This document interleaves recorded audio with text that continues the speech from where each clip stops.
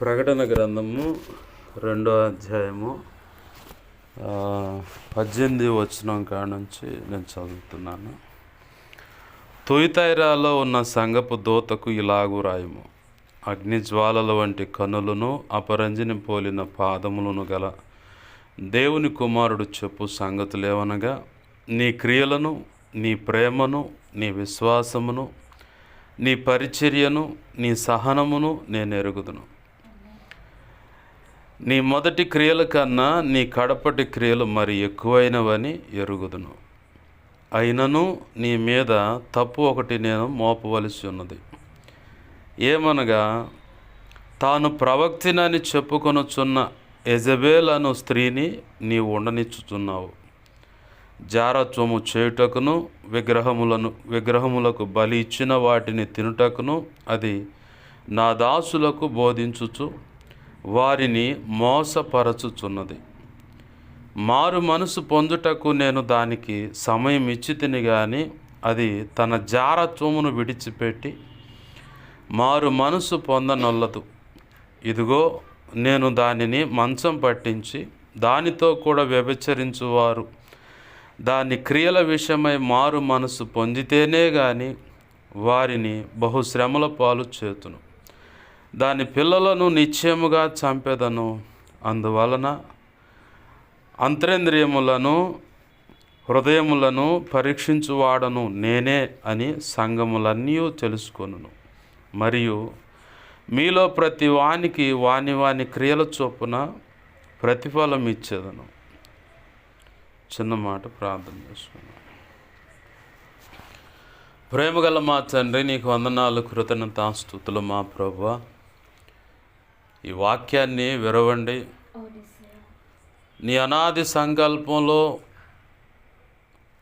నీ వాక్కు కొరకే ఆశ కలిగి ఆసక్తితో ఎదురు చూస్తున్న ప్రతి ఒక్కరిని కూడా కృపతో జ్ఞాపకం చేసుకొని నాతో మాతో అందరితో వారితో దేవా నీ చిత్తమైన రీతిగా నీవే అల్పుడైన మీ దాసును ఉపయోగపెట్టుకొని నీ అనాది సంకల్పంలో మీ దాసునుకు నువ్వు నిర్ణయించి ఇచ్చినటువంటి ధారాళమైన నీ ఆత్మ నడిపింపు, లేఖన ప్రత్యక్షత, ఆత్మ ప్రత్యక్షత, వాక్శక్తినిచ్చి నీ దాసు నోట నీ మాటలు ఉంచి నువ్వు మాట్లాడాలనుకున్నవి, నీ ప్రజలకు తెలియపరచాలనుకున్న మాటలన్నీ నీ దాసు నోట ఉంచి నీవే నాతో మాతో అందరితో సూటిగా తేటగా స్పష్టంగా మీరు మాట్లాడండి. మీ దాసుని మీ సిలువ చాటును మరుగుపరచండి. మీ దాసుని ముఖాంతరంలోంచి మీరు కనపడండి. నీ దాసు నోట నుంచి బయలువెడుతున్న ప్రతి మాటలో బలమైన నీ పరిశుద్ధాత్మ శక్తిని చూపించండి.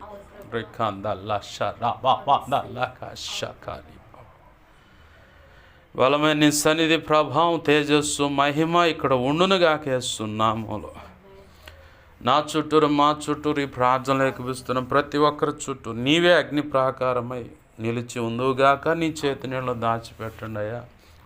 నీ మహిమేగాన్ని మాపై ఆవరింపచేసి నీ శిలువ రక్తాన్ని కంచెగా వేయండి. రక్షణ కంచె, అగ్ని కంచెను చుట్టూ కంచెగా వేయండి.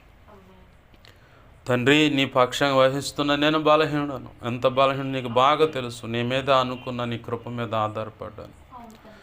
నా సమస్త విధేయతల అతిక్రమ దోషాల ఆజ్ఞాతిక్రమలో పునః క్షమించి నీ శిలువ రక్తంతో నన్ను కడిగి పవిత్రపరిచి నీ పరిశుద్ధాత్మతో నింపి నీ ఆలోచనని మాట చొప్పునయ్యా నీవే నన్ను మమ్మల్ని నడిపించు నిమిత్తమై మాతో మాట్లాడమని అయ్యా బలపరచు, ఉపదేశించయ్యా.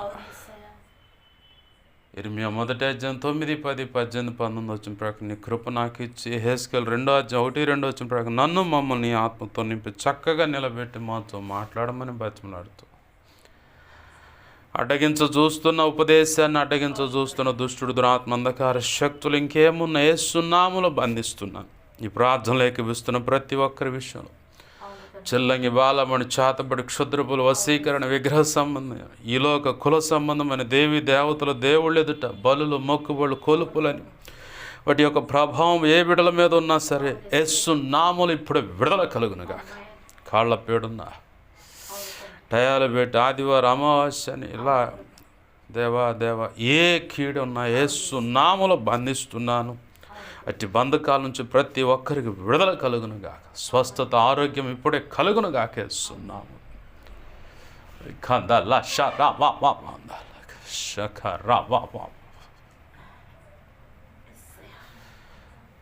దేవా దేవా, దురాత్మల సమూహం అంతటి నీ నోట నుంచి వస్తున్న అగ్నితో వాటన్నిటిని లయపరచుదోగాక. ఇప్పుడు ఈ కార్యములు జరిగించమని, నీ చిత్తం నెరవేర్చమని. దుష్టుడు వాడి దూతలాగడాలు యేసునామములో బంధిస్తున్నానయ్యా. జకర్యా గ్రంథం 4:6 నిత్యముకి ఇప్పుడు యేసునామములో చదువు మార్చబడును గాక, కృప కలుగును గాక. వీడి వల్ల కలిగిన నష్టాన్ని ప్రతి 200 మేలు నీ కృప చేత నీ బిడలకు కలుగును గాక. నీ బిడలు ఇదిగో తండ్రి, గతంలో ఇప్పుడైనా ఊరు అహరోనుల వలె ఉపవసించి వ్యక్తిగత కుటుంబ ప్రార్థనలు ఇలా ప్రార్థన చేస్తున్న బిడల మీద దుష్టుడు వాడి దూతల ఆగడాలు, దాడులు, దేవ శోధనలు యేసునామములో బంధిస్తున్నాడు.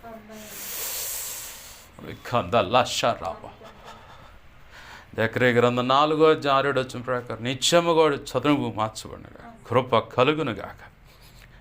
వీడి వల్ల వాటి వల్ల కలిగిన నష్టాన్ని ప్రతి 200 మేలు నీ బిడలకు తిరిగి కలుగును గాక, కలుగును గాక, కలుగును గాక.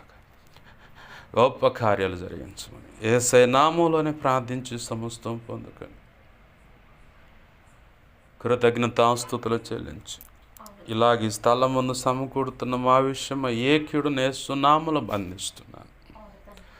అవి రివర్స్ అయ్యే వాళ్ళకే తగులును గాక, తీర్పుని దగ్గర నుంచి వారికి వచ్చును గాక, మాకు క్షేమం కలుగును గాక. నీవే తోడుండి సమస్త విషయాలు పరిష్కరించి నీ చిత్తానుసారంగా మమ్మల్ని నడిపించుదువుగాక. సహాయం చేయమని యేసునామములో ప్రార్థించి సమస్తం పొందుకొని కృతజ్ఞతాస్తుతులు చెల్లించి ఉపదేశాన్ని నన్ను మమ్మల్ని చేతులకు అప్పచెబుతూ నీ కుమార్తె మీద, కడుపును పుట్టిన బిడ్డల మీద నా కీడంతా యేసునామములో బంధిస్తున్నాను. సహాయం చేయమని యేసయ్య నామములోనే ప్రార్థించి సమస్తం పొందుకొని మహింపరచుకుంటున్నాం మా తండ్రి. ఆమేన్, ఆమేన్, ఆమేన్. మంచిది. సమకూడిన నా మాటలు వింటున్న ప్రతి ఒక్కరికి ప్రభు అయిన యేసుక్రీస్తు వారి పేరిట నా హృదయపూర్వకమైన వందనాలు. అందరికీ వందనాలు. చదువుకున్న లేఖన భాగంలో పరిశుద్ధాత్మ దేవుడు పద్మాసు దీవిలో ఒంటరిగా ఉన్నటువంటి యోహాను దగ్గరికి ఆదివారం, అది అంటే ప్రభు దినమున నీటు 9వ వచనంలో ఆ మాట రాసి ఉంటుంది. యేసును గూర్చి సాక్ష్యం అంటూ 10వ వచనంలో ప్రభు దినమందు ఆత్మవశుడునై ఉండగా బోరధ్వని వంటి గొప్ప స్వరం. ఈ మాటలు మనం పరిశీలించినప్పుడు వాస్తవికంగా దేవుని దర్శనం చూస్తున్న, లేదు ఈ ప్రకటన గ్రంథం రాస్తానికి నడుం బిగించిన సందర్భం ఎలాంటిదంటే బహు కఠినమైన వేదనా పరిస్థితి. పలకరించడానికి ఎవరు ఉండరు. ఎంత నీచమైన పరిస్థితిలో యోహాను పద్మాసు దీవిలో ఉన్నాడంటే కాలకృత్యాలు 1 2 ఆ గదిలోనే అంత భయంకరమైనటువంటి ఉత్కృష్టం అనుభవించే పరిస్థితి అన్నమాట. ఆ ఉత్కృష్టం అనుభవించే పరిస్థితి అంటే సామాన్యమైన రీతిగా. ఈరోజు ఒకవేళ అలాంటి పరిస్థితులు మన జీవితంలో గనక దేవుడు ఈ వ్యక్తిని పరీక్షించాలి అని అనుమతిస్తే అలా మనం దొరకను కూడా దొరకం. తొందరగా చచ్చిపోతే బాగుండి ఈ పరిస్థితులు ఎందుకు అనుకుంటాం మనం. ఎందుకు ఒక సమయంలో దేవుడు తన భక్తులను ఆ రకంగా పరీక్షిస్తాడు అంటే ఉన్నతమైన ఆశీర్వాదం ఇవ్వాలనే దేవుడు ఒక్కొక్క వ్యక్తిని జీరో చేస్తాడు. ఒక్కొక్క వ్యక్తిని జీరో చేస్తాడు, పూర్తిగా జీరో చేస్తాడు. అసలు డెడ్ అన్నమాట. ఇక ఏం ఉండదు. తన మీద తనకే అపనమ్మిక కలిగే పరిస్థితిలోకి దేవుడు తెచ్చుకుంటాడు. ఎంత శ్రేష్టమైన భక్తుడైనా సరే ఈ మజిలీ అంటే ఆ అనుభవం మెట్టుకాడికి రావాల్సిందే. ఎందుకని భాష గారు అంత రావాల్సిన పరిస్థితి ఏంది, మనకుకైనా ఉంటుందా ఆ పరిస్థితి అంటే ఇలా ప్రశ్న వేసుకోవాలి మనం. ఉంటుంది. ప్రారంభంలో విశ్వాసిగా ఉన్న పరీక్ష అనుభవ పాఠాలు వేరు, పరిచారకులుగా ఉన్నప్పుడు విశ్వాసము అనుభవ పాఠాలు వేరు, దైవజనుడు వెమ్మటిది సహకారిగా వెళ్ళేటప్పుడు ఆ విశ్వాసం యొక్క పరిణితి, ఆ అనుభవ పాఠాలు వేరు. టోటల్గా ఇక నువ్వే ఒక సేవకురాలుగా వచ్చేసరికి దేవుడు నీలో పెంపొందించే విశ్వాసం యొక్క పరిమాణము, నిరీక్షణ కొలతలు, అలాగనే ఓర్పు పట్టుదల, ఇక ప్రార్థన, విజ్ఞాపన, వాక్యము చదివే విషయం, చెప్పే విషయం, చదువుతున్నప్పుడు నీకు అర్థమయ్యే విషయం, అలాగే అనుభవ పాఠాలు అంత డిఫరెంట్గా ఉంటుంది. ప్రారంభంలో నాకు అది అప్పుడు అర్థం కాలేదు, ఇప్పుడు అర్థమవుతుందన్న అనుభవం మనకు వస్తుంది. అయితే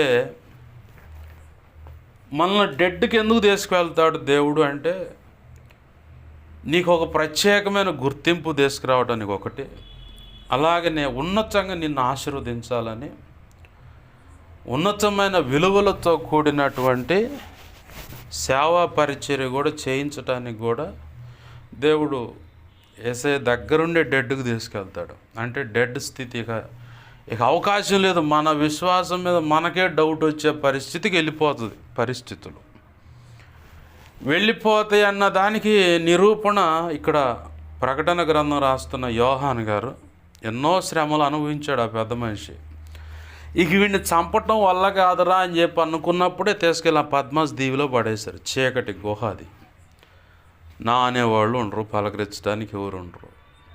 పెడితే వాళ్ళకి గుర్తు వచ్చినప్పుడు ఏదైనా పెడితే పెడతారు, లేకపోతే లేదు. అంత ఉక్కురిష్టం అన్నమాట. నా జీవితంలో నేను ఇప్పుడు ప్రజెంట్ ఎదుర్కొంటున్నా. ఎందుకంటే మొన్న ఈ మధ్య ఒక 2-3 వారాల నుంచి ప్రభువుని అడుగుతూ ఉన్నాను. తినటానికి కూడా చాలా కటకటైన పరిస్థితి. ఆ పరిస్థితినే మొన్న ఈ మధ్య ఒక పాటలో ఇంటిపై ఒంటరిగా అని చెప్పని, ఒంటరిగా ఇంటిపై అని చెప్పి పాటలో ఆ ప్రజెంట్ పరిస్థితిని రాసింది. ఆకలి అవుతుందయ్యా, ఈ ఆకలిని కూడా చంపే ప్రభు అని చెప్పని ప్రార్థన మనసులో ప్రార్థన చేసుకున్నాను. అదే అనుభవాన్ని ఆ పాటలో రాశాను. ఆ ప్రభువే రాయటానికి అనుమతించాడు. అంటే డెడ్ అన్నమాట, ఏమీ లేదు, ఎక్కడ కూడా సహాయం అడగటానికి అవకాశం లేదు. ప్రభు ఏమన్నాడు, నీకేమన్నా కావాలంటే నన్ను అడుగు, నీకున్నదంతా తీసి పక్కన పెట్టు, నీ తర్వాత నీ పిల్లలకు ఉంటుంది, కానీ అవి అసలు వాడటానికి లేదు నాకు అవకాశం. ఏదన్నా వస్తే కౌలు డబ్బులు ఏదైనా వస్తే అవి దేవుని పనిలోనే వాడేస్తాను, నా చేతులు ఉంచుకోను. ఇక ఏదన్నా అవసరమైందంటే ఆయన ఎదుట మోకాళ్ళు వేసి, ప్రభువా నాకు ఇది అవసరం, ఇప్పుడు నాకు నీ చిత్తమైతే సహాయం చేయి, లేదా ఇక్కడ నేను ఏదైనా అనుభవ పాఠం నేర్చుకునేది ఉందా నాకు నేర్పు, లేదు ఇలాంటి పరిస్థితులు ఎవరైనా రానున్న దినాల్లో నా ఎదుటికి వచ్చి అయ్యా అనే పరిస్థితి ఉందా, వాళ్ళని ఆదరించడానికి, బలపరచడానికి, నీ వైపు నడిపించడానికి కృప నువ్వు. ఈ స్థితి పరిస్థితి తట్టుకోవడం నా వల్ల అయితే కాదు, కానీ నేను ఎంత బలహీన నీకు బాగా తెలుసు. నీవే నా చేయబట్టుకొని నడిపించు, దాటాల్సిన చోట ఎత్తుకొని దాటించు, నడవాల్సిన చోట నా చేయబట్టుకొని నడిపించు. ఇదే నా ప్రార్థన. ప్రతిరోజు ప్రతి అనుభవంలో, ప్రభు తీసుకెళ్తున్న అనుభవాల్లో ఇదే నా ప్రార్థన. ఎందుకు ఈ అనుభవాలంటే దైవజనుడు చెప్పాడు. ఒఫిరయ్య గారి నోట నేను ఆ మాట విన్నాను. ఎందరూ పరిశుద్ధాత్మ చేత నడిపించబడతారో ఆయన నడిపించే ప్రతి అనుభవంలోకి నువ్వు నడవాల్సిందే. నేను నడవనంటే కుదరదు, ఆయనే తీసుకుపోతాడు బలవంతంగానే. సహకరించావనుకో ఆ ఇరుకు, ఇబ్బంది, వేదన పరిస్థితులు కొంచెం తగ్గుతాయి. సహకరించలేదనుకో అది నీకు బాగా వేదనగా అనిపిస్తుంది, ఆ పరిస్థితిలో చావాలనిపిస్తుంది. అదే ఆయనకు సహకరించావనుకో అక్కడ కూడా సంతోషాన్ని ఇస్తాడు. ఆమేన్, హల్లెలూయా. ఆ మాటలు నన్ను బాగా కదిలించాయి. ఆ మాటల మీద నిలబడటానికి కూడా ప్రభు కృపనిచ్చాడు. అవి నా మదిలో ఎప్పటికీ గుర్తున్నాయి. ఎందుకంటే నేను అందరికీ చెప్తానే ఉన్నాను, పరిశుద్ధాత్మ దేవుడు నడిపిస్తూ ఉన్నాడు, ఆయన మాట్లాడుతున్నాడు ఇలా అని చెప్తానే ఉన్నాను. అయితే ఇక్కడ ప్రకటన గ్రంథం రాస్తున్న యోహాను పరిస్థితి ఏంటంటే డెడ్. ఇంక లేదు అవకాశం, బ్రతుకుతానన్న అవకాశం లేదు, బయటకు వస్తానన్న అవకాశం లేదు, పూట గడుస్తుందన్న అవకాశం కూడా లేదు. అయినా సరే ఈ వ్యక్తిని డెడ్లో పెట్టి దేవుడు ఉన్నాడు. ఈ పరిస్థితి ఎందుకు వచ్చింది, మనకు కూడా ఎందుకు వస్తుంది అన్న దాని మీద మనం ఇప్పుడు ప్రభు మాట్లాడుతుంటే వింటూ ఉన్నాం.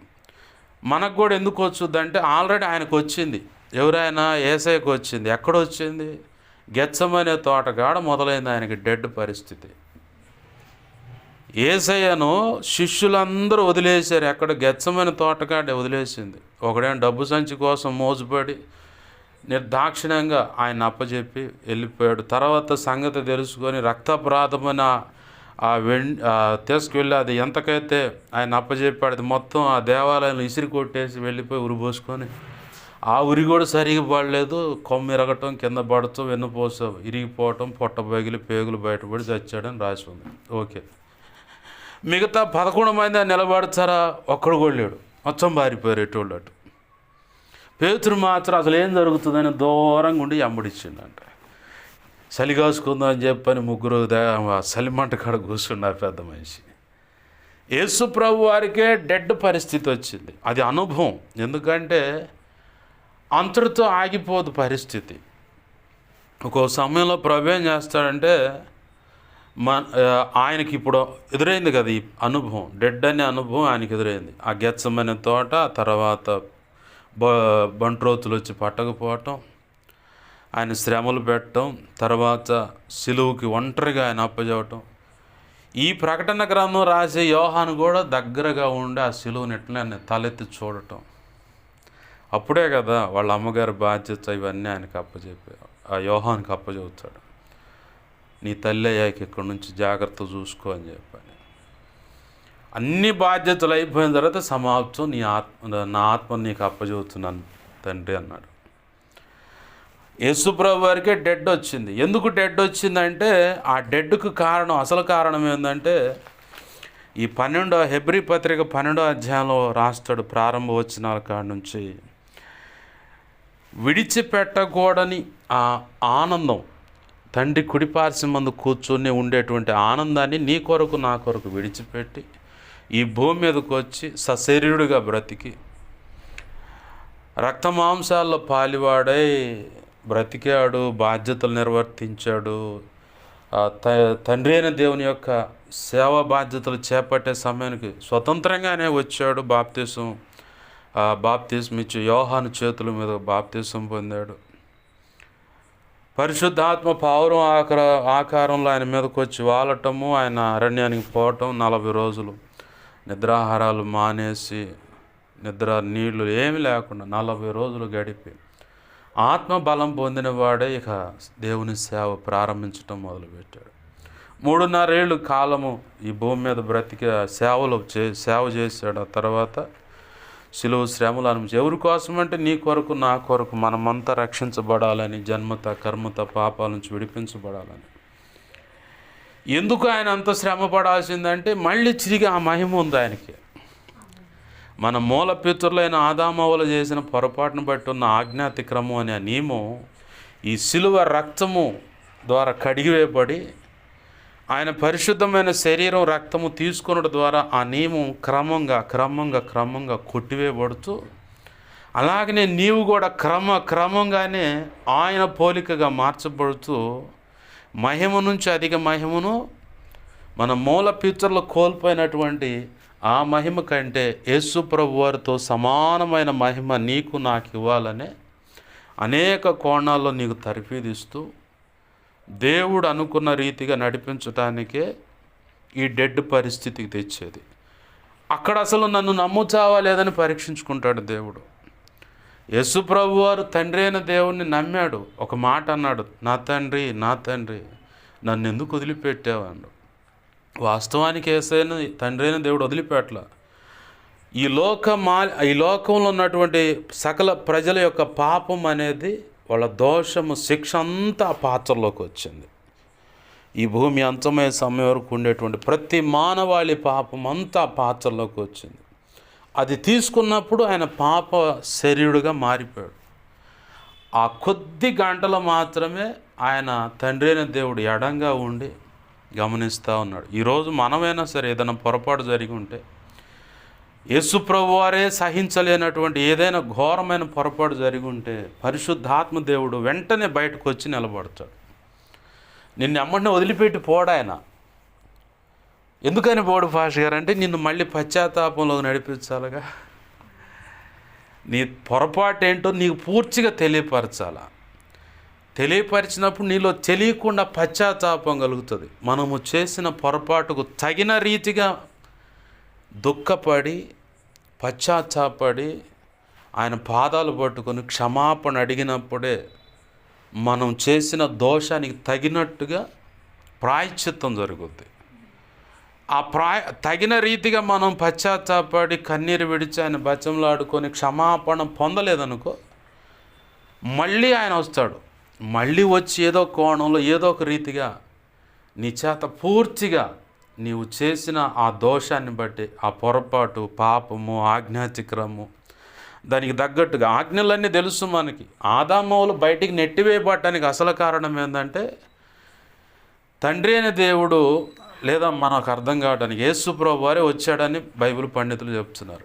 ఆ యేసుప్రభు వారే వచ్చి మాట్లాడుతున్నప్పుడు ఎన్ని సంవత్సరాలు మాట్లాడంటే 100 సంవత్సరాలు, మ్యాక్సిమం 100 సంవత్సరాల ఆజ్ఞలన్నీ ఎరిగిన వాడు భార్య ఆ కాయ ఒకటి దేశకు రాగానే టక్మంది అండు. ఏడదమ్మా ఇది ఏం సంగతి ఏందని అడగల. భార్య మీద ఉన్న ప్రేమ ఏదో మొత్తానికి ఈయన కూడా 2 పళ్ళు లాగిచ్చేసాడు. కట్ చేస్తే ఏమీ లేదు. వెంటనే వాళ్ళు ఇద్దరు ఒకరినొకరు చూసుకుంటే సిగ్గు తెలిసిపోయింది, ఆకులు కట్టుకున్నారు. ఆదామా ఎక్కడ రాబాయి నువ్వు అంటే, ప్రభువా నీ స్వరం విని దిగంబర్నని ఆ చెట్ల చాటును దాక్కున్నాడు. అసలు నువ్వు దిగంబరం అని చెప్పింది ఎవడు రా అండు. ఈ సందర్భాన్నే ఓ దైవజనుడు చేసిన పొరపాటును బట్టి దేవుడు అనుమతిస్తూ పాట రాస్తూ ఉన్నాను. అయిపోయింది ఆ పాట. నా పేరుతో నీవు పిలవగా నీ స్వరము నాకు వినపడగా, ప్రకాశించే నాపై నీదు ముఖకాంతి, తేటగా కనబడే నా రహస్య పాపాలు. నా మనస్సున పాపభీతి కలిగి సిగ్గుతో నీ ఎదుట తలదించుకొని ఉన్నానయ్యా. అర్హత కోల్పోయి ఇలా ఉన్నానని చెప్పని చరణం ఆల్రెడీ యూట్యూబ్లో అది అప్లోడ్, పల్లవి మటుకి ఆ పల్లవి అది అంతా అప్లోడ్ చేయటం, మిగతా అన్నీ రాసి ఉన్నాయి. ఆ ఫస్ట్ చరణంలో దేవుడిచ్చిన మాట ఏంటంటే, ప్రభు ఇచ్చిన అనుమతి చొప్పున రిలీజ్ చేస్తూ ఉన్నాను. అదే ఆజ్ఞలన్నీ బాగుగా ఎరిగిన ఆత్మ సంబంధినని గుర్తింపు ఎంచబడి, ఆ తర్వాత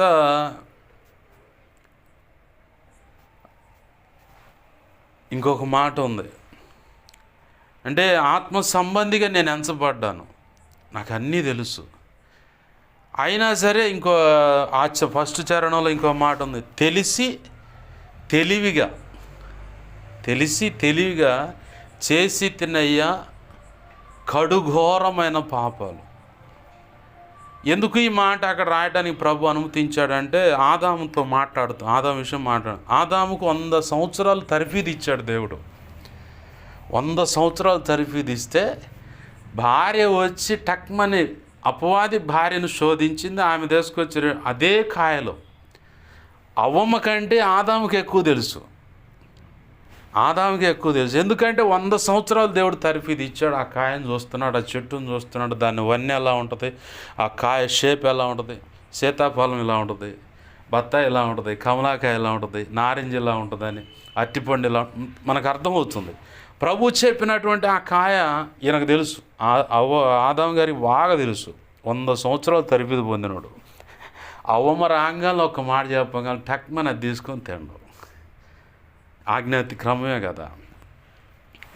అలా ఎందుకు ఇలా అంటే, కొన్నిసార్లు దేవుడు పరీక్షించుకొని ఆ వ్యక్తులు సరైన రీతిగా ఉన్నారా లేదని కూడా చూసుకుంటాడు. ఆ క్రమంలోనే మనం ఒక సమయంలో డెడ్కి వెళ్తాం. పరీక్షిస్తాడు దేవుడు ఖచ్చితంగా.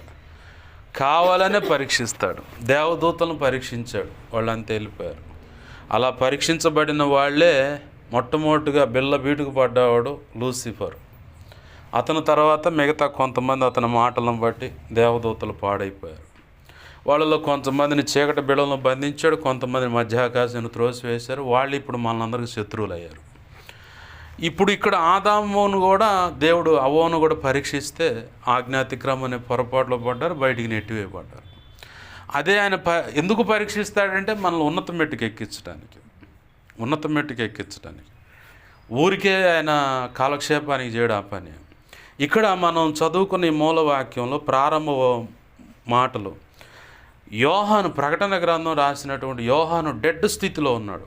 ఎందుకు డెడ్ స్థితి అంటే అందరూ అయిపోయింది అబ్బాయి పరిస్థితి అనుకున్నారు. కానీ ప్రభు దినం ఒక రోజు రాగానే పరలోక ద్వారం తెరవబడింది. ఆమేన్, హల్లెలూయా. పరలోక ద్వారం తెరవబడతామే కదా, ఎప్పుడో దానియేలు గారికి చెప్పబడిన సంగతులన్నీ ఇక్కడ చెబుతున్నాడు ఈయనకి. ఆ పరిస్థితి అంత కటువైన పరిస్థితిలో ఆ సంగతులన్నీ చెప్పి ఆ చరిత్ర అంతా మన చేతికిచ్చి ఆయన చరిత్రకి ఎక్కించాడు. ఆమేన్, హల్లెలూయా. యేసు ప్రభు వారు జరగబోయే సంగతులు దానియేలుకు చెప్పాడు. మొదటిగా పాత నిబంధనలో ప్రకటన గ్రంథం ఏదంటే దానియేలు గ్రంథం, క్రొత్త నిబంధనలో అంటే ఇక యోహాను గారు రాసిన ప్రకటన గ్రంథం. అయితే ఇక్కడ అక్కడ ఒకే రీతిగా సబ్జెక్ట్ కనపడుతుంది. అయితే ఇక్కడ ఆనాడేం దానియేలు మోకాళ్ళునే దేవుని ఎదుట అంత్యకాలం సంభవించబోయే సంగతుల గురించి ఆలోచన కలిగి ప్రార్థన చేస్తే ఆయనకి ఇచ్చాడు దేవుడు. ప్రకటన గ్రంథం రాస్తున్న యోహాను గారేమో డెడ్ స్థితి అన్నమాట. అక్కడ కూర్చొని మొరపెడతా ఉంటే ఇక నువ్వు దిగులు పడమాకు, నేను నీకు తోడై ఉన్నానని చెప్పాను దేవుడు మాట్లాడితే ఇక ఆయనే వచ్చి పరలోక ద్వారాన్ని తెరిచి అక్కడున్న మహిమ పరిస్థితులు అన్నీ చూపిస్తూ ఉన్నాడు. ఎందుకు ఇవన్నీ చూపిస్తుందంటే రానున్న దినాల్లో భవిష్యత్ కాలంలో ఉన్న ప్రజలకు అందాల్సిన సంగతులు ఈయనున్న ఆ ఇరుకులో నుంచి అందిస్తూ ఉన్నాడు. దైవజనుడు ఒఫీరే గారు ఆయన ఇచ్చిన సాక్ష్యం ఏంటంటే, నా భార్యతో విడాకులు అయిపోయిన తర్వాత విశ్వ ప్రణాళిక అనే పుస్తకాన్ని రాశానయ్యా, అది చదివి చాలామంది అద్భుతంగా ఉందన్నారు. నా జీవితంలో అంత గాయం అయితేనే కానీ ఈ 8 పుస్తకాలు బయటికి రాలేదు అని దైవజనుడు సాక్ష్యం ఇచ్చాడు. మన జీవితంలో ఏదైనా ఒక పరిస్థితి అనుమతించాడంటే దేవుడు ఖచ్చితంగా ఉన్నతమైన ఆశీర్వాదం ఏదో దాగి ఉంది. అయితే ఇక్కడ యోహాను గారి సంగతి బాగుంది. ఆయన దేవ దర్శనం పొందాడు, అంటే పరలోక దర్శనం పొందాడు. అక్కడి నుంచి దేవుని యొక్క మాటలు విన్నాడు, జరబోయే సంగతులు కూడా చూశాడు.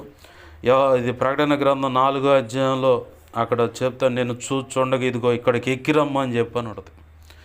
దాన్ని ఏం చేశారు కొంతమంది దైవజనులు, సంఘాన్ని ఎక్కిరమ్మంటున్నాడని తప్పుగా వ్యాఖ్యానించారు. అది తప్పు.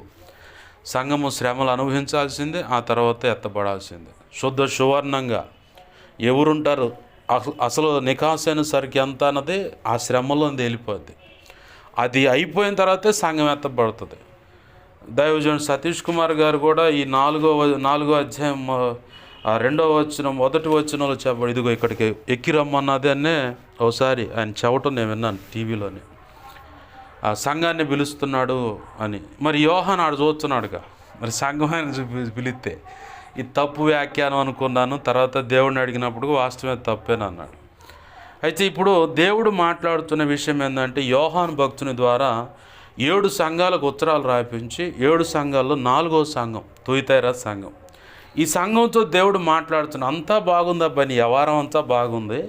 అయితే యెజబెల్ అని ఒక స్త్రీని నువ్వు ఉండనిచ్చావు. దాని పని అంతా ఏంటంటే నీ అంత వ్యవహారం, నీ అంత, నువ్వెంత కాదు, నీ అంత. అంటే హిట్లర్ని నీ అంత అన్నారు. నీ అంత అని ఎందుకు అన్నారు? నీ అంత అని అంటే మాటకు అర్థం ఏంటంటే, ఏయ్ కూర్చో, లెగిస్తే సస్తావు, ఇక ఇదే, ఇక ఎగస్టాలు ఏమన్నా ఏది అయ్యా కాస్త వ్యతిరేకం మాట్లాడి గన్ను ఎండ్ చేయటం, టక్మని లేపేయటం, ఇక అంతే. నీ అంత వ్యవహారం ఇక అదే. దీన్ని మనకి ఇంకా బాగా తేటగా అర్థం కావాలంటే కొన్ని దేశాల్లో రాష్ట్రపతి పరిపాలన ఉంది. అరబ్ దేశాల్లో రాష్ట్రపతి పరిపాలన నీ అంత ఒకే లెక్కలో అర్థం వచ్చేలా ఉంటుంది ఆ సందర్భం. ఎలా భాష గారంటే, ఒక ఆడ కూర్చుని ఎవడన్నా పాడు చేశాడు. అరబ్ కంట్రీస్ ఏం చేస్తారంటే పబ్లిక్గా అందరూ చూస్తుండగా వాడిని కాళ్ళు చేతులు కట్టేసి తల పైకి లేపి అంతే తెగ నరికేస్తారు. అంతే నియంత వ్యవహారం. ఇక అంతే. ఇక కోర్టులు లేవు, క్రాసులు సక్రాసులు ఏమీ లేవు. మన దేశంలో అన్న తీవ్రవాదికి మళ్ళీ లాయర్ని పెట్టి వాదిచ్చేవాళ్ళు ఉన్నారు. ఆడ ఆ వ్యవహారాలు ఏమి ఉండవు. ఏంద్రీడితో పద్దాకల ఫుడ్ దండగా సెక్యూరిటీ దండగా టక్మని లేపేయటమేక. నియంత వ్యవహారం అంటే అలా ఉంటుంది. ఇప్పుడు యెజబెలు పరిస్థితి కూడా అదే. అహబు ఏమో చేతగాని వాడిగా ఉన్నాడు, ఐగుప్తు వారసురాలేమే. వాస్తవానికి ఇజ్రాయిలీలకు సంబంధించిన వ్యక్తి కాదు. మరి అహబు ఎట్ట పెళ్లి చేసుకుంటే అర్థం కాల. ఐగుప్తు అమ్మాయి చక్కగా ఉందని తెచ్చుకుంటే ఆమె వెనకాల ఇంకా 2 చక్కనవి తెచ్చుకుంది. తీసుకొచ్చుకొని 2 విగ్రహాలకి ఇద్దరిని 2 గుంపులు తయారు చేసింది. 400, 450 విగ్రహారాధన చేయటానికి. ఏమో జీతాలు ఆడిస్తుందంటే దేవాలయం బొక్కసం అంటే కానుక బాక్సు. ఆ బొక్కసంలోంచి తీసి అలాగ జీతాలు ఇస్తుంది 850 మందికి. ఎవడైనా అడ్డం తిరిగితే ఆ ప్రవక్త అయినా సరే వేసేయటమే. యెజబెలు అంటే అర్థం ఏంటంటే ఆత్మకున్న లక్షణం ఏంటంటే నియంత, నేను చెప్పిందే కరెక్టు. ఇక నువ్వు ఏదన్నా తేడా మాట్లాడితే లేపేయటమే. ఏలియా అన్నాడు, ఎవని సన్నిధిలో నేను నిలబడ్డానా యెహోవా జీవంతో నా మాట చొప్పున జరుగునుగా కానీ పోయిండు ఆయన. 3.5 ఏళ్ళు తెప్పలు పడ్డారు. వామ్మ యాడుండ్రా ఏలియా పట్టరండి అని చెప్పాను. ఏలియా ఏం చేస్తున్నా, ప్రభువా నా మాట చొప్పున జరుగునుగాక 3.5 ఏళ్ళు ప్రార్థన చేసిండు. అట్నే వాన లేదు, మంచు లేదు, అంతా ఎండే, పైరు లేదు, పంట లేదు. చివరికి మళ్ళీ వాళ్ళకి తప్పు తెలిసి రాగల మళ్ళీ వర్షం పడేంతవరకు ఆసక్తి కలిగి ఆ కొండపేట మీద కూర్చొని ఆ గుహలో ఏకాంతంగా ప్రవక్తంతో ఏకాంత ప్రార్థన అనుభవం. ఆ ఉండి శిష్యుడితో చెప్తున్నాడు, అరే చూడు రాబాయ్, సముద్రం మీద ఏమన్నా మేఘం వస్తుందేమో చూడంటే ఏం రావట్లేదు గురువుగారు అని. ఆ పరిచారకుడు కూడా గొప్పోడు.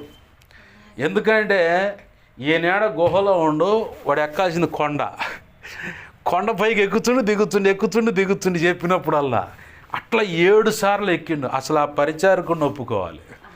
ఈరోజు ఆ రకం పరిచయం చేయమంటారే, ఈ పాస్టర్ గారికి పిచ్చి పట్టినట్టుంది, వీడు కాకపోతే ఇంకోటి అని చెప్పని సర్దుకునే వాళ్ళు ఉన్నారు.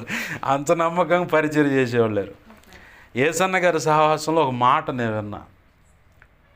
ఓ సహోదరుడు పరిచారకుడే సహకారి, బాయ్ పలానా ప్రాంతంగా వస్తున్నావు, నువ్వు ఆడ కొంచెం నీ బట్టలు పెట్టుకొని ఆ చెట్టు కాడ మీ బస్సు ఎక్కే కాడ ఉంటుంది ఆడ నిలబడు అన్నట్టు.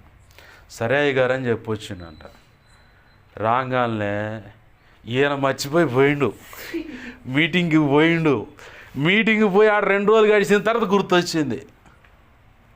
గుర్తొచ్చే మళ్ళీ బరబర ఎన్నికొచ్చి చూసుకుంటే ఆ పరిచారకుడు ఆడే ఉన్నంట, ఇంటికి కూడా పోలేదంట.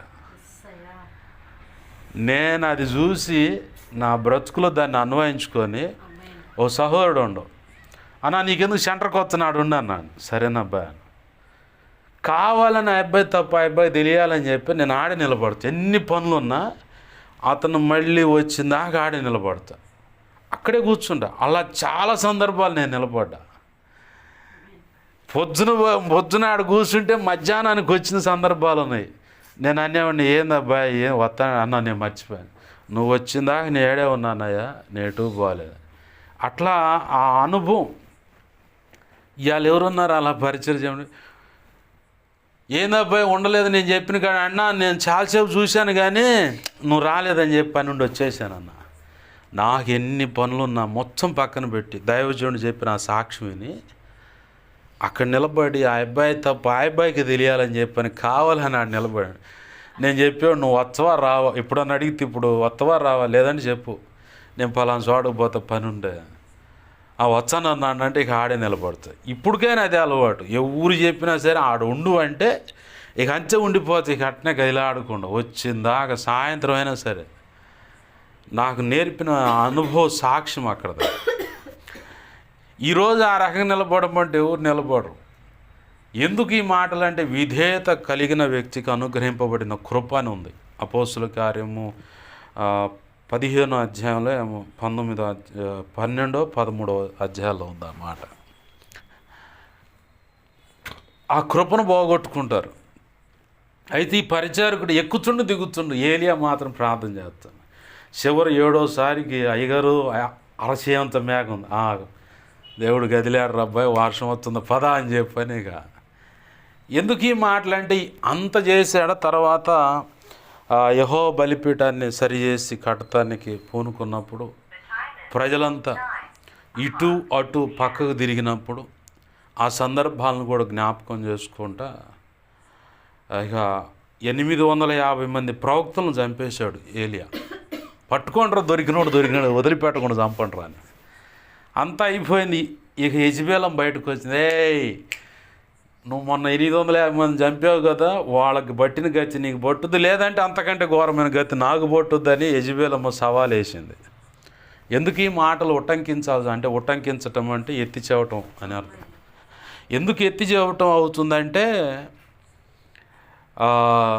యెజబెలు ఆత్మ ఏ దైవజనుడిలో ఉన్నా, దైవజనురాల్లో ఉన్నా, సంఘ పెద్దలైనా పరిచారకులైన విశ్వాసుల్లో కూడా ఇది పనిచేస్తుంది.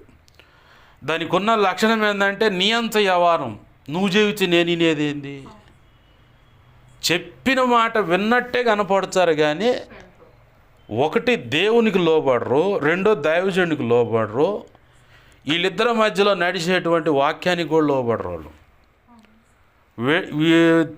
దైవజనుడు నడిపించే పరిశుద్ధాత్మకు కూడా లోబడరు, కానీ లోబడ్డట్టు కనపడతారు అంతే.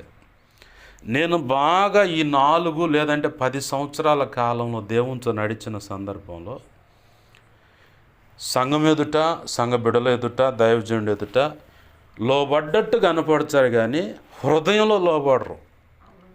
హృదయంలో దేవుడు కోరుకుంటుంది ఏంది, దేవునికి మనకి మధ్యలో అవసరమైంది కేంద్రం ఏమై ఉందంటే హృదయమే.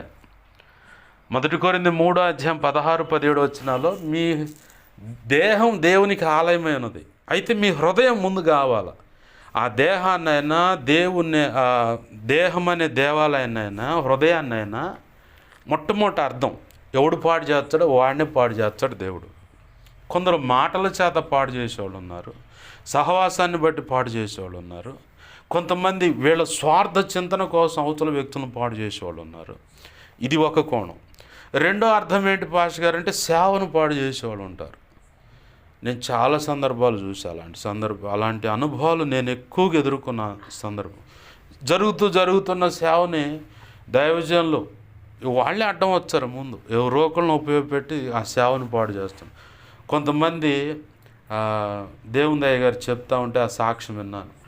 నగరికల్లో పెద్ద ఆయనంట, నా స్నేహితుడు నోవా పాష గారు కూడా చెప్తుంటే, అది విప్పర్ల రెడ్డిపాలెం సేవ జరుగుతుంటే అక్కడ కూడా ఈ 2 చోట్ల ఒక పెద్ద మనిషి అక్కడ కూడా 2 చోట్ల పెద్దోళ్ళే ఇంటికాడ అరుగు మీద కూర్చొని సంఘానికి వచ్చి రానియకుండా బోధన సంస్థాన్ని జడగొడుతున్నాను. ఇదొకటి సేవను పాడు చేయటం, ఇదొక సెక్షన్ అన్నమాట. కొంతమంది ఏం చేస్తారంటే, ఇక ఆ బోధ తేడా ఏం బలకపోయినా మనోళ్ళు కాదు, ఎందుకు లేనిపోయింది ఎందుకు ఆయన చెప్పని రాజీ చేసి వ్యవహారం చేసి పాడు చేసేవాడు. ఈ లక్షణాలు ఎవరిలో ఉంటాయంటే యెజబెలుకు సంబంధించిన ఆత్మలో. ఎందుకంటే యెజబెలు ఏంటంటే బెదిరిస్తుంది, మాట వినకపోతే చంపేస్తుంది. చంపేయటం అనే మాటలో 2 అర్థాలు ఉన్నాయి. ఒకటి, ఆధ్యాత్మికంగా ఎదగకుండా లేదంటే ప్రయోజకరమైన పాత్ర కాకుండా ముందుకు వెళ్ళి దేవుని పని చేయకుండా అణిచిపెడతాం, ఇది కూడా చంపేయటమే. దేవుని పిలుపు ఉంది నీకు, పర్లేదు నువ్వు వెళ్ళు, కానీ నువ్వు బలపడాలా, ప్రార్థన చేయాలా, ఉపవాసం ఉండాలా, కానీ అని చెప్పని వాళ్ళ స్వార్థానికి వాడుకుంటూ ఆ వ్యక్తులకి ఆడే పెడతారు. ఇక అంతే కాదు. ఇక వాళ్ళు ముందుకు పోయేదే ఉండదు. వాడికి ఎప్పుడన్నా ఆమెకు లేదంటే అతనికి ఎప్పుడన్నా ఆలోచన కలిగి కొంచెం తేడాగా కనపడుతున్నారు అనుకోగానే, నువ్వు కూడా ఉన్నావు, నువ్వు కూడా అని చెప్పని ముందుకే అంటారే కానీ ముందుకు పోదు వ్యవహారం. అంటే ఇట్లా చంపే పరిస్థితి అనమాట, ఆధ్యాత్మికంగా ఎదగకుండా లేదంటే అలానే ఒక పనికి బానిసగా మార్చేయటం. ఇలాంటి కోణం కూడా ఇలాంటి మనస్తత్వం కూడా యెజబెల్లో ఉంది. ఆనాడు ఏంటమ్మా అన్నందుకే ప్రవక్తలను కొంతమంది చంపించింది. ఇంకొక లక్షణం ఏంటంటే యెజబెలుకున్న లక్షణము తప్పుడు ప్రచారం చేస్తుంది, తప్పుడు సాక్ష్యాన్ని ఖచ్చితంగా బల్ల గుద్ది మరి చెప్పుద్ది. ఎక్కడుంది ఆ మాట? అహాబు వచ్చి ఆ కోట పక్కనే ఉంది, రాజకోట పక్కనే ఉంది పొలం, నాబోతు అని పొలం. ఈ పొలమే అండు, మా పితరుల స్వాస్థ్యం, నాకు ఇది తప్ప ఇంక లేదు తినటానికి, నేను ఇయ్యను అండు. ఇయ్యను అనగానే చాలా ప్రయత్నం చేశాడు, కానీ కుదరలా. వెళ్ళిపోయి మూతి ముడుచుకొని ఇంట్లో దుఃఖపడతా పడుకున్నాడు.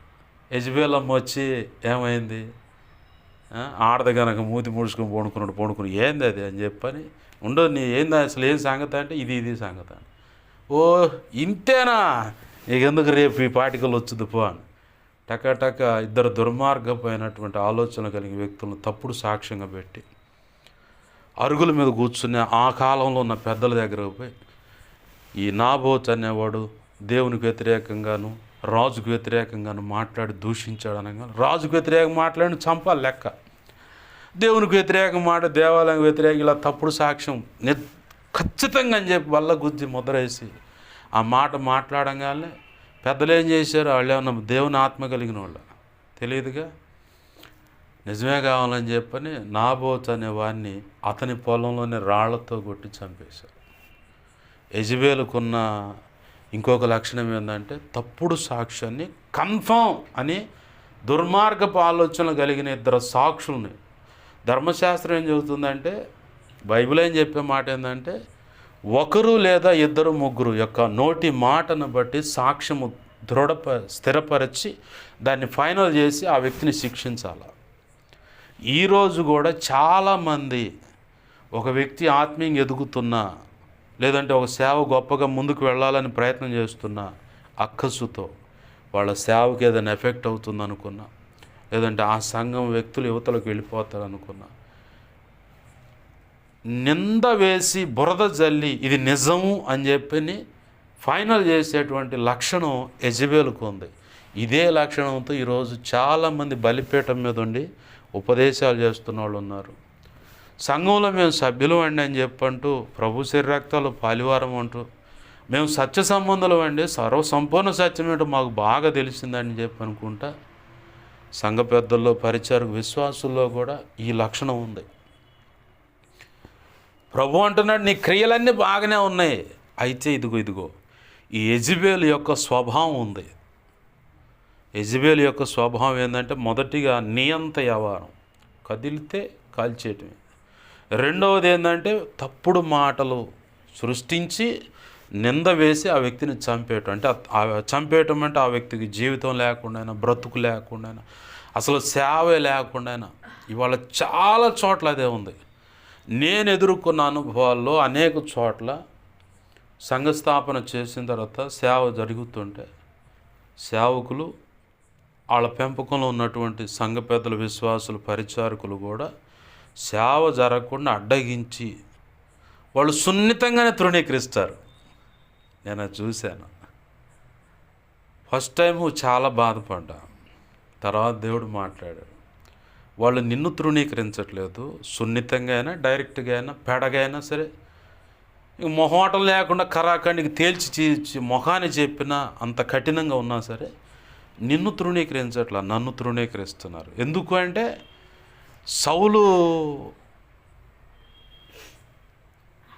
సౌలుని దేవుడు క్షమించండి, సౌలుని రాజుగా సౌలును కావాలనుకొని ప్రజలు అడగలేదు. కానీ సమూయేలు అన్నారు, సర్వలోక మర్యాద చొప్పున మాకు రాజును నియమించవయా అని. అప్పుడు సమూయేలు బాధపడతాడు, ఏడుస్తూ ఉంటాడు. ఎందుకు ఏడుస్తున్నావు సమూయేలు అంటే, నిన్ను కాదన్నారయ్యా వాళ్ళు, అంటే వాళ్ళు ఇలా మాట్లాడుతున్నారయ్యా అంటే, నిన్ను కాదు వాళ్ళు రాజును కావాలనుకుంది. ఎందుకంటే నా ఆధిపత్యం వారి మీద ఉండకూడదు, నేను చెప్పినట్టు నడవటం అనేది వాళ్ళకి ఇష్టం లేదు. నిన్ను కాదు, నన్ను తృణీకరించారు వాళ్ళు డైరెక్ట్గా. కాబట్టి దుఃఖపడమాక వాళ్ళు అడిగినట్టుగా రాజుని ఏర్పాటు చేయాలి. తర్వాత సౌలు తేడా పడ్డప్పుడు కూడా ఏడ్చాడు. ఎందుకు ఏడుస్తున్నావు సమూయేలు అంటే, ఇలా అయిపోయిందయ్యా పరిస్థితి అంటే, పోనీ నేను అవకాశం ఇచ్చా, అయితే పలానా చోట ఉన్నాడు పద, బెత్లెహేము వాడైనా యెషయ కుమార్లో ఒకడు ఉన్నాడు పద అడగబా అని చెప్పని తీసుకుపోయి దావీదుని అభిషేకించుకున్నాడు దేవుడు. మనం బాగా గుర్తుపెట్టుకోవాల్సింది ఏంటంటే, దేవుని ప్రణాళికలో నుంచి, ఆయన చెప్పిన కొలతల్లో నుంచి విశ్వాసైనా, పరిచారకులైన, సంఘ పెద్దలైన, సేవకులైనా సరే, ఈ 4 కేటగిరీ ఎందుకు పద్దాకలు చెబుతామని చెప్పానంటే, ఆయా సంఘాల్లో సంఘ పెద్దలు ఉన్నారు, ఆయా సంఘాలు పరిచారకులు ఉన్నారు, కొన్ని సంఘాలు విశ్వాసులు సేవకులే ఉన్నారు, కొన్ని సంఘాల్లో సహకారులు కూడా ఉన్నారు. ఈ చెప్పుకున్న ఈ జాబితాలో సమర్పించుకొని కొంతమంది వివాహం లేదు సమర్పించుకున్నాను, ఫుల్ టైం సేవ అని, పార్ట్ టైం జాబ్ ఏదో ఒకటి జీవన వృత్తి చూసుకుంటా సేవ అని, ఇలా ఉన్న వాళ్ళందరూ కూడా దేవుడు చెప్పిన కొలమానం ప్రకారం సేవ చేయకుండా ఎక్కడ ఏ కోణంలో దారి తప్పినా ఆ వ్యక్తిని పక్కన పెట్టేస్తాడు. పక్కన పెట్టేసి ప్రభు అనుకున్నట్లుగా ఆయన చిత్తానుసారంగా దేవుని పని చేయడానికి ఏ వ్యక్తి అయితే ఉంటారో ఆ వ్యక్తిని కోరుకొని ఆ వ్యక్తి ద్వారా దేవుని పని చేసుకుంటాడు. ఈ కోణంలో పరిచర్య సహకరించే విషయాలు కానీ, లేదంటే సేవ చేసే విషయాలైనా ప్రభు ఎన్నోసార్లు చెబుతాడు, సాధ్యమైనంత వరకు మనం అంత ఓపికతో ఒక వ్యక్తిని పట్టుకొని సేవకు నడిపించడానికి పరితపించాం, కానీ ఆయన మాత్రం బట్టే ఉంటాడు. ఏమో చివరిలో ఏమన్నా వెనక్కి తిరిగితే అవకాశం ఇచ్చి ముందుకు నడిపిద్దాం అన్న కసి తపనతో, దాన్నే కారుణ్యం అంటారు. ఏ చిన్న విషయం దొరికినా దాన్ని బట్టి ఆ వ్యక్తిని బలపరిచి నిలబెట్టుకొని దేవుడు అనుకున్న పని చేయించుకోవాలన్నదే కారుణ్యానికన్నా గుణం. అయితే ఇక్కడ ప్రభు అన్నాడు, యెజబెలు అనే దానికి ఆ ఆత్మకి అవకాశం ఇచ్చావు. దానికి ఉన్న ఇంకా చాలా గుణాలు ఉన్నాయి. ఇంకా ఏమంటున్నాడు అక్కడ లేఖనంలో, అది చెప్పినట్టు నడిచి, అంటే ఎవరైతే ఉన్నారో హెడ్గా, వాళ్ళతో పాటు మిగతా వాళ్ళు ఉంటారుగా, వాళ్ళు కూడా మారు మనసు పొందకపోతే వాళ్ళకి శ్రమలు ఉన్నాయి. అలాగే ఇంకా వాళ్ళకి బుద్ధి కలగటానికి వాళ్ళ పిల్లలను చంపేస్తున్నాడు. ఎందుకు ఇలా చేస్తాడు ప్రభు అంటే, ఆయన ఓ పక్క నుంచి లేఖన కాంతిలోంచి హెచ్చరిస్తూనే ఉంటాడు. మనమే అంటే ఒకవేళ ఫర్ ఎగ్జాంపుల్ మనమే ఒక సమయంలో ఏం చేస్తామంటే, ఆ లేఖనాన్ని, ఆ ఉపదేశాన్ని, ఆ హెచ్చరికని పక్కన పడేసి మన సొంత నిర్ణయాలు అడుగులు వేస్తాం. ఈ సొంత నిర్ణయాల వల్లనే ఈ యెజబెలు అనే దురాత్మ వచ్చి మనల్ని మ్యాన్ హ్యాండ్లింగ్ అంటారు కదా, ఏంది దౌర్జన్యం చేస్తున్నావు మా మీద అని చెప్పని, అది వచ్చి దౌర్జన్యం చేస్తుంది. ఆ తర్వాత చివరికి ఆడకు పోతా అంటే ఇక దేవుడి చేతిలో పడి తనులు తింటానంత దాకపోతాం. ప్రభు కృపలో నేను చూసిన సందర్భంలో అందరూ లేఖనాన్ని పక్కన పెట్టి సొంత నిర్ణయాల మీద 100కు 99% మంది బ్రతుకుతున్న సందర్భాలు నేను చూశాను. సేవకులైనా, సంఘ పెద్దలు, పరిచయ విశ్వాసులైనా, ఎవరో 100కో 1,00,000 ఒకళ్ళు అన్నట్టుగా లేఖనాన్ని కరెక్ట్గా కొలమానంగా పెట్టుకొని ఒక స్కేల్ తీసుకొని కనుక గీత గీస్తే ఎలానో అలా గీత గీసినట్టుగా అలా కనపడుతున్న సందర్భాలు ఎవరో ఒకళ్ళు మాత్రమే, కానీ పూర్తిగా అయితే లేరు. అయితే ఉన్న శేషం కొద్దిమందినైనా దేవుడు ఎలాగైనా ఇలానే ఉపదేశ కాంతిలో నుంచి కొన్ని హెచ్చరికలు జారీ చేసైనా సరిచేసి ఆయన అనుకున్న మార్గంలో పట్టుకొచ్చుకోవాలని అనేకులను వీరి ద్వారా తాను అనుకున్నటువంటి ఆ కొలమాన ప్రకారంగా ఆధ్యాత్మికంగా ఎదిగించి బలపరిచి సేవలో ప్రయోజకరమైన పాత్రలు చేసి ఉన్నతమైన సేవ చేయించుకోవాలని ఆశపడుతూ ఉన్నాడు. ఆ కారణాన్ని బట్టి ఈరోజు కూడా దేవుడు మాట్లాడుతుంది, నీ క్రియలు అన్నీ బాగున్నాయి, అయితే ఈ యెజబెలు అనే ఒక స్త్రీని ఉండనిచ్చావు. అదేం చేస్తుందంటే జారత్వం అనేది అపవాదితో సాంగత్యం. అంటే అపవాదికి ఎటువంటి ఆశలు ఉన్నాయో, కోరికలు ఉన్నాయో అవి నెరవేర్చడం అన్నమాట. విగ్రహ సంబంధించిన విగ్రహారాధన అంటే కొంతమంది డైరెక్ట్గా విగ్రహార్పితం తినేవాళ్ళు ఉన్నారు, కొంతమంది విగ్రహారం చేసేవాళ్ళు కూడా. రక్షణ పొంది విగ్రహారాధన, ఈ చేతబళ్ళు, సోదడం, అంతరాలు ఈ లెక్కలో ఉన్నాయి కొన్ని. ఇది ఒక టైప్ విగ్రహారాధన. ఇంకో విగ్రహారాధన ఏంటంటే ధనం అనే విగ్రహారాధన ఉంది. బైబిలే చెబుతుంది ఆ సాక్ష్యం. ధనము మోసమైనది, అంటే ధనం అనే విగ్రహారాధన ఒకటి ఉందని చెప్పని లేఖనంలో పౌలు భక్తుడు చెప్తా ఉన్నాడు. ఇట్లా ధనం మీద ఎక్కువ మోజు పెట్టి అదే అట్ట దేశపోతాడు. సగటు ఎవరైనా సరే 3 కోణాల్లో పడిపోతారు. ఒకటి జీవోపడంబం, ధనాపేక్ష, శరీరాశ, శరీర సంబంధమైన కార్యాలు అనుకోవచ్చు. ఈ 3 కోణాల్లోనే దేవుడు పరీక్షిస్తాడు. ఈ 3 కోణాల్లోనే సైతాను కూడా శోధిస్తాడు. అయితే మనలో పనిచేసే హర్షడు వర్గాలు ఉన్నాయి. కామ, క్రోధ, లోభ, మోహ, మద, మత్సరం అని. ఈ హర్షడు వర్గాలను దేవుడు ఉపయోగపెట్టుకొని నిన్ను తర్ఫీదిస్తాడు. ఇదే హర్షడు వర్గాలను ఉపయోగపెట్టుకొని అపవాది శోధిస్తాడు. వాడికి జిక్కామంటే భ్రష్టులమైపోతాం, దేవుడికి దొరికామంటే ప్రయోజకరమైన పాత్రలం అవుతాం. ఇది తేడా. దేవుని పాదాలు పట్టుకుందామండి. ఈరోజు దేవుడు మాట్లాడుతున్న విషయాలు, ఏ విషయంలో ఎక్కడ ఏ పొరపాటు ఉందో ప్రభు పాదాలు పట్టుకొని, ప్రభువా కనికరించండి. లేఖన కాంతిలోంచి నువ్వు మాట్లాడుతున్న ప్రతి మాటను బట్టి నీకు స్తోత్రాలు. యెజబెలోను దురాత్మక దేవా, ఆనాడు అహాబు యెజబెల్ అని ఉన్నారు ఏలియా కాలంలో. కానీ అదే ఆత్మ ఈరోజు సంఘాల్లో కూడా పనిచేస్తుందని ప్రకటన గ్రంథం ద్వారా అయ్యా ఇదిగో తండ్రి తుయతైర సంఘంలో ఉన్న పరిస్థితులను ఎత్తి చూపిస్తున్నాం.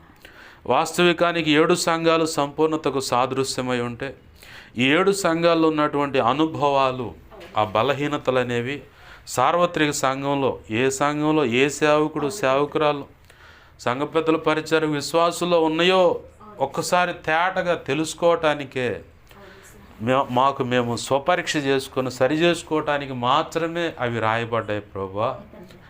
అయ్యా ఇదిగో తండ్రి 7 సంఘాలు, 7 రకాల 7 పేర్లు ఉన్నాయి కదా ఈ భూమి మీద అన్నా కానీ ఆ 7 సంఘాలు సంపూర్ణతకు సాదృశ్యము.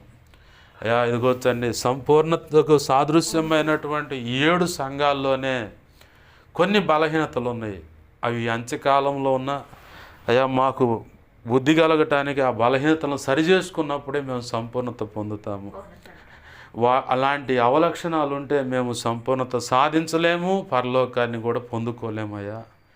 సరి చేసుకోవటానికి మాకు సహాయం చేయండి. ఒకవేళ దిగొత్తండి ఇంకా అనేక విషయాలు ఉన్నాయి.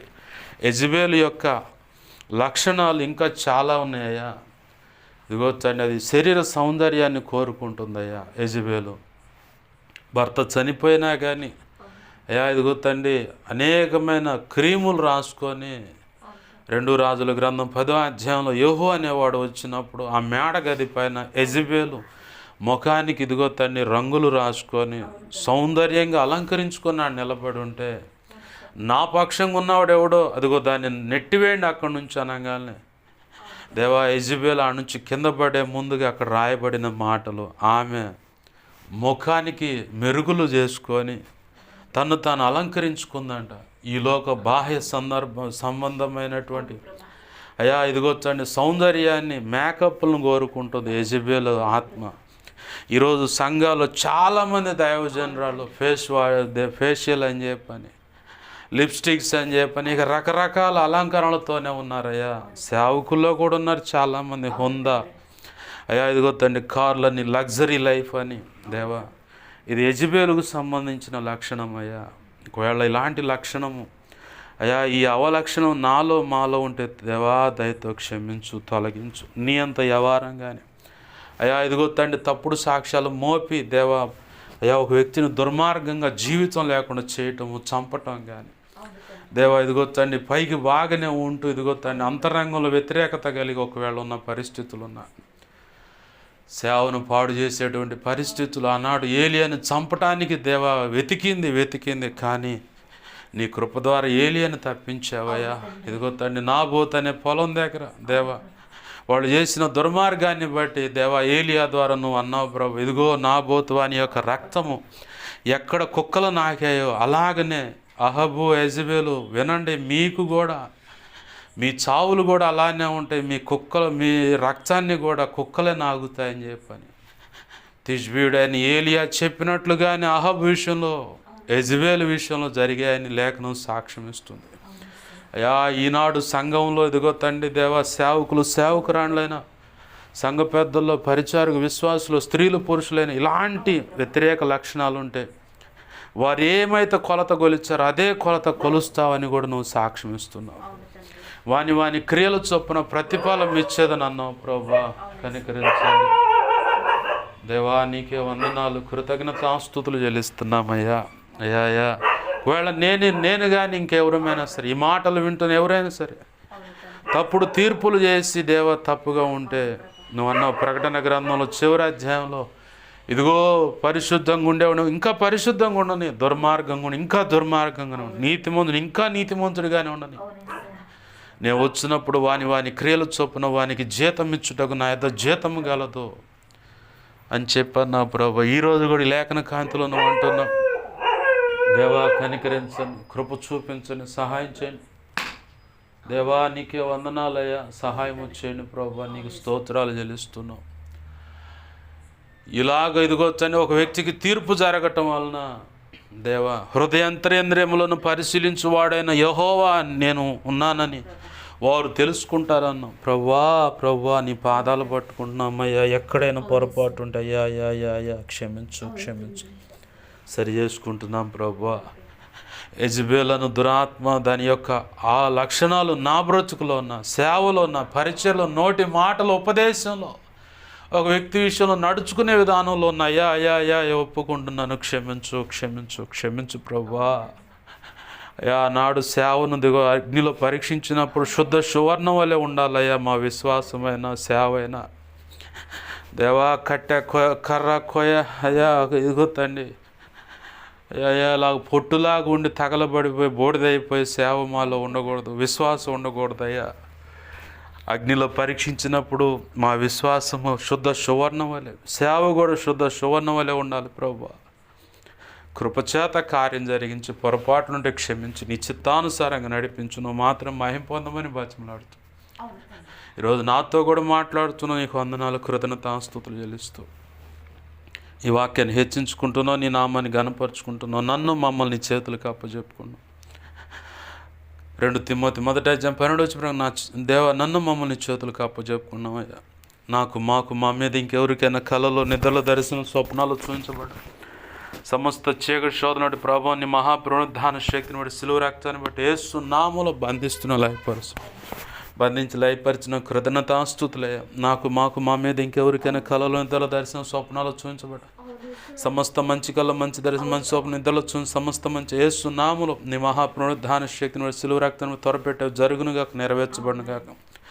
త్వరపెట్టావు, జరిగేలా చేసి నెరవేర్చిన కృతజ్ఞతాస్తుతులు తండ్రి. మా కోసం ప్రార్థించమని ఆ రీతిలో అడిగిన బిడ్డలు ఉన్నారు, అడుగుతున్న వాళ్ళు ఉన్నారు.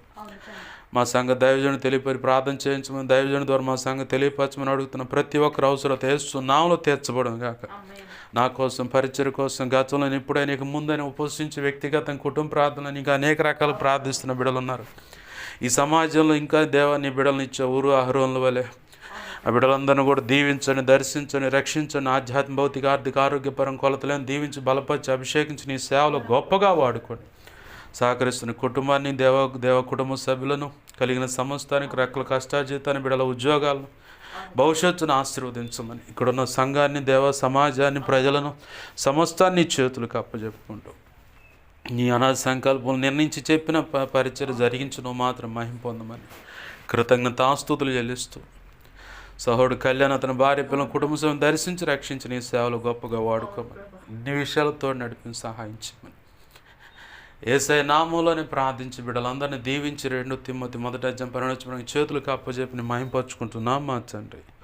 ఆమేన్. ఇప్పుడు మన తండ్రి అయిన దేవుని ప్రేమయు, ఆయన ప్రియకుమారుడైన యేసుక్రీస్తు వారి కృపయు, పరిశుద్ధాత్మ దేవుని అన్యోన్య సహాయ సహవాసము సమకూడిన ప్రార్థనలు వీస్తున్నాయి. ఇక్కడున్న సంఘ బిడలకు ప్రభు సంకల్పం నేర్చిన సేవ పరిచయ సమస్తమునకును ప్రభు ప్రేమించి ఇచ్చిన పరిచయ ప్రారంభించబడిన సంఘాలు, సంఘ బిడ్డలు, సహకారులు ఉన్న వారికి, సోషల్ మీడియా ద్వారా వాక్యాలు విని బలపడి వెంబడిస్తున్న వారికి, ప్రభు సెలవిచ్చిన దాన్ని బట్టి వెంబడిస్తున్న దైవజనులు, సంఘ పెద్దలు, పరిచయ విశ్వాసులకును, సార్వత్రిక సంఘంలో సకల పరిశుద్ధులకును, కలిగిన స్థిరాస్తులు పసిబడిన పెద్దల వరకు సమస్తానికి నిత్యత్వము చేరు పర్యంతం సదాకాలము చూడండి నడిపించి ఆయన కృపలో వర్ధల చేసి ఆశీర్వదించునుగాక.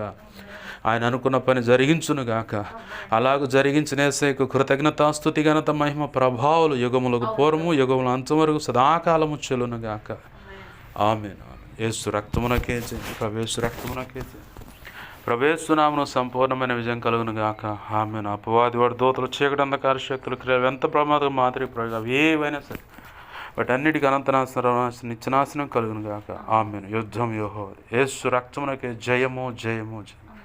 ఆమేన్. హల్లెలూయా, హల్లెలూయా, హల్లెలూయా. అందరికి వందనాలు. ప్రభు యొక్క మహా ఉచిత కృప మనందరికి తోడే నడిపించునుగా. ఆమేన్.